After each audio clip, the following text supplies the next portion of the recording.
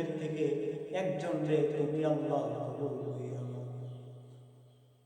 ও মালিক, ইসলামের জন্য আবু জেহেল অথবা ওরে আপনি কবুল করিয়া নেন। মালিক রে, এই দুইজনের মধ্যে একজনে আপনি কবুল করিয়া নেন। আমার আল্লাহ তাআলা হযরতে ওমর রে বেছে নিলেন। হযরতে ওমর রাদিয়াল্লাহু তাআলা আনহু এমন একজন মানুষ ছিলেন, যে রাস্তা দিয়া একবার তিনি যাইতেন, শয়তান 40 দিন পর্যন্ত সেই রাস্তা দিয়ে যাইতে পারত না। এমন একজন মানুষ ছিলেন হযরতে ওমর রাদিয়াল্লাহু তাআলা আনহু। ইসলামের পূর্বে একদিন তরবারি নিয়ে আমার নবীর গর্দান কাটার জন্য রওনা হলেন। আজকে রাখবো না, মুহাম্মদ নামক ব্যক্তির গর্দান আমি তুলে ফেলবো। হযরতে ওমর রাগান্বিত হইয়া আমার নবীর গর্দান মোবারক নেওয়ার জন্য যাচ্ছে। পথের মধ্যে হযরতে নুঈম রাদিয়াল্লাহু তাআলা আনহুর সাথে সাক্ষাৎ হয়। হযরত নুঈম ডাক দিয়ে বললেন, ওমর, কোথায় আক্রমণ করার ইচ্ছা আছে? দেখা যায় তুমি অনেক রাগান্বিত হইয়া জানি তুই যাইতেছ। হযরত ওমর উচ্চ সুরে বলে, নুঈম, আমি যাইতেছি মুহাম্মদের দরবারে। কেন যাও গো? মুহাম্মদের গর্দান নেওয়ার জন্য যাচ্ছি। কি জন্য? আমি মুহাম্মদের গর্দান নেওয়ার জন্য যাচ্ছি। আমি মুহাম্মদকে আর দুনিয়ার জমিনে বাঁচতে দিব না। ওই সময় হযরত নুঈম বললেন, ওমর, মুহাম্মদের দরবারে যাইও না। তোমার বাড়িতে স্বয়ং তোমার বোন আর তোমার বোন জামাই মুসলমান হইয়া গেছে। তুমি মুহাম্মদের দরবারে কি জন্য যাও? তুমি তোমার নিজের বাড়িতে আগে খোঁজ খবর না। হযরতে ওমর রাদিয়াল্লাহু তাআলা আনহু এই কথা শুনে প্রচুর রাগান্বিত হয়ে গেলেন। রাগের চোটে অস্থির হয়ে গেলেন গো। হযরতে ওমর রাদিয়াল্লাহু তাআলা আনহু তরবারি হাতে নিয়ে বোনের বাড়ির দিকে রওনা হয়ে গেলেন। সেই দিক দিয়ে বাড়ির মধ্যে তার বোন এবং বোন জামাই কুরআনুল কারীম তেলাওয়াত করেছিলেন। হযরতে ওমরের মুখের আওয়াজ পাইয়া বোন এবং বোন জামাই অনেক ভয়ে বিস্মিত হয়ে গেল। কুরআন শরীফের পাতা হাতের ভিতরে লুকাইয়া ফেলল। হযরতে ওমর দরজা খুলতেই বোনকে ডাক দিয়ে বলেন, তুমি নাকি মুসলমান হইয়া গেছো? এই কথা বলে ভগ্নিপতির উপর ঝাঁপিয়ে পড়েন এবং তাকে মারধর করতে লাগলেন। বোন যখন তারে বাধা দেয়, বোনের গায়ে আঘাত করলেন। এক পর্যায়ে বোন কাঁদতে কাঁদতে বলেন, ভাইজান,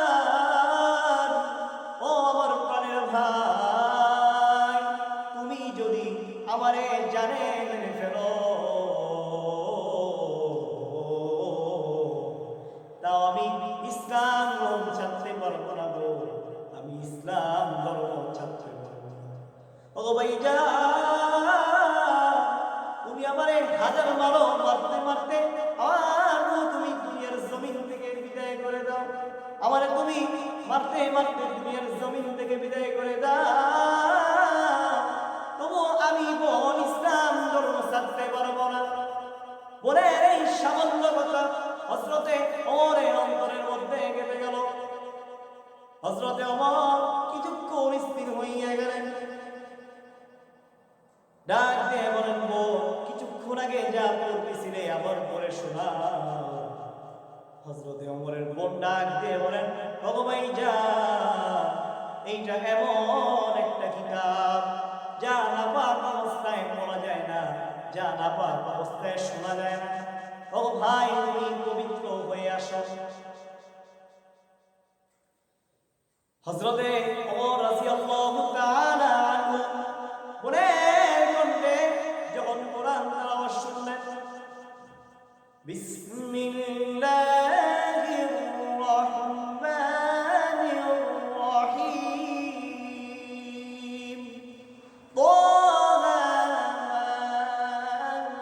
أنزلنا عليك القرآن لتشقى إلا تذكرة لمن يخشى تنزيلا ممن خلق الأرض والسماوات العلى বুনের কণ্ঠে যখন হযরতে ওমর রাদিয়াল্লাহু তাআলা আনহু কুরআন কারীমের তেলাওয়াত শুনলেন, এমনি ভাবে হযরতে ওমরের অবস্থা পরিবর্তন হয়ে গেল। হযরতে ওমর মনে মনে ভাবতে লাগলেন, এই কোরআন তেলাওয়াত শুনতে এত সুন্দর, যার উপর নাযিল হয়েছে কি বা কত সুন্দর হবে।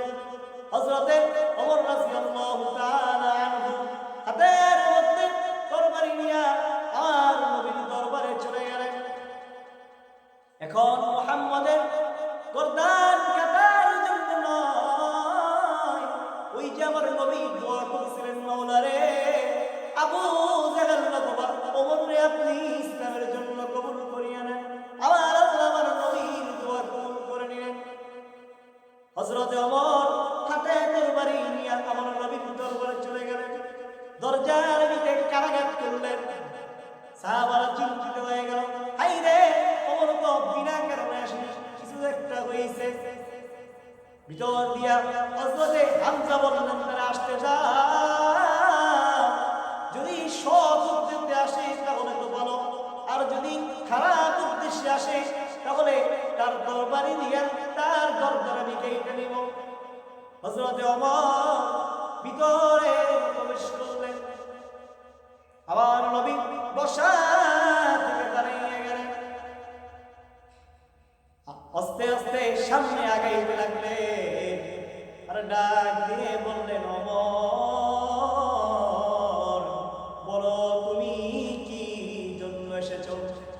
হযরত ওমর ডাক দিয়ে বললেন, ও নবীজি, আমি ইসলাম গ্রহণ করার জন্য এসেছি। ও নবীজি, আমি যে প্রথমে রওনা হয়েছিলাম, আমি আপনার গর্দান কাইটা নিব। ও নবীজি, আপনি আমার গর্দানটা কাইটা রাখেন। ও নবীজি,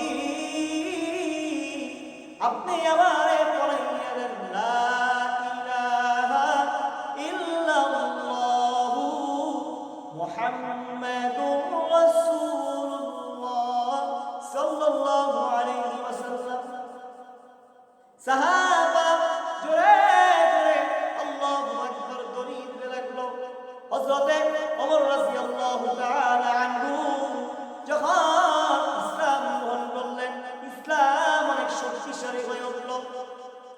যেই সকল সাহাবারা কাফিরদের জুলমে লুকাইয়া লুকাইয়া নামাজ পড়তো, গোপনে গোপনে নামাজ পড়তো, সেই সকল সাহাবাদেরকে নিয়ে হযরতে ওমর রাদিয়াল্লাহু তাআলা আনহু মক্কায় নামাজ চালু করলেন প্রকাশ্যে। হযরতে ওমর রাদিয়াল্লাহু তাআলা আন পরহেজগার সাহাবী ছিলেন। আমার নবী বলেন, আমার পর যদি কোন নবী আসবে না, আমি জানি যদি আমার পর আল্লাহ কারণে নবী বানাইতো তাহলে এই হযরত ইবনে খাত্তাব আল্লাহ নবী বানাইতো। এমন একজন সাহাবী ছিলেন হযরত ওমর রাদিয়াল্লাহু তাআলা আনহু, যাকে দেখে কাফেররা থরথর করে কাঁপতো। হযরত ওমর যেই রাস্তা দিয়ে একবার যাইতেন 40 দিন পর্যন্ত সেই রাস্তা দিয়ে শয়তান যাইত না। এমন একজন সাহাবী ছিলেন।